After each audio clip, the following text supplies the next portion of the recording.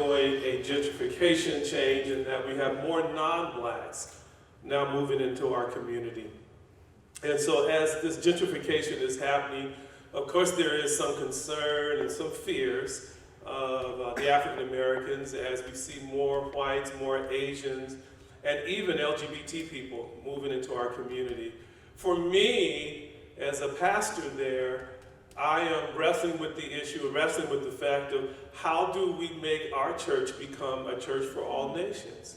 How do we transition into, from becoming predominantly African American church to, not that we lose our blackness, our ethnicity, but that we have others to join with us.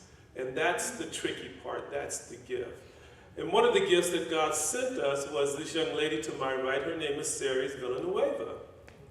And when Ceres came, we both kind of looked at each other, you know, up and down, like, who are you, where you come from, and things like that. But when we talk about bilateral mentoring, where we started out was that I dropped my title. I was not pastor. And whatever title that she had, she didn't have it also. We began to share our stories. That's where true mentoring starts with. It's just simply sharing stories about your background and where you come from, how you were raised, where you are today, your passions, your likes, your gifts, things that, you know, frustrate you and so forth. And so Sarah and myself, we had 2 opportunities to sit down and just get to know each other. When we talk about building bridges, to me, sharing stories is first base. If we can just sit down and just talk to each other, not about each other. Amen, church. Amen. Yeah, talk to each other, not about each other.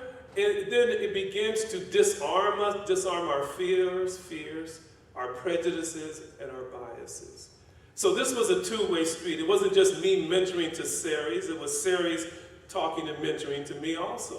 I got to learn about her Filipino background. I got to learn about her APU background and things that she desires and she wants, and she learned the same thing from me. And so all these presuppositions that we had about each other, by the time that she had finished her internship, they were gone. They were disappeared. They were no mas. They were gone. That is what I believe that God would have us to do.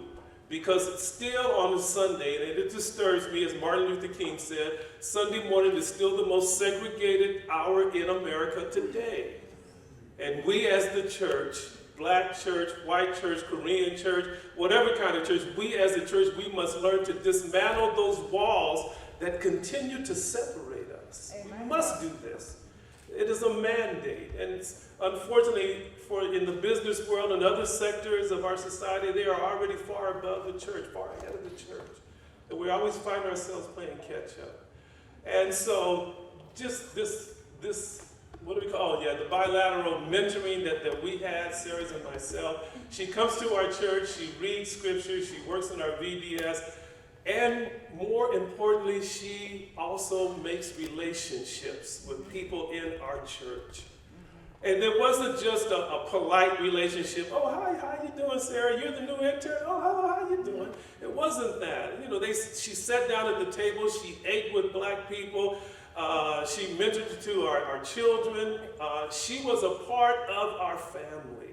Amen. And I would pray that she would probably say when she left there, she also left there understanding who we were, and she also deposited a part of her presence and her gift to us also.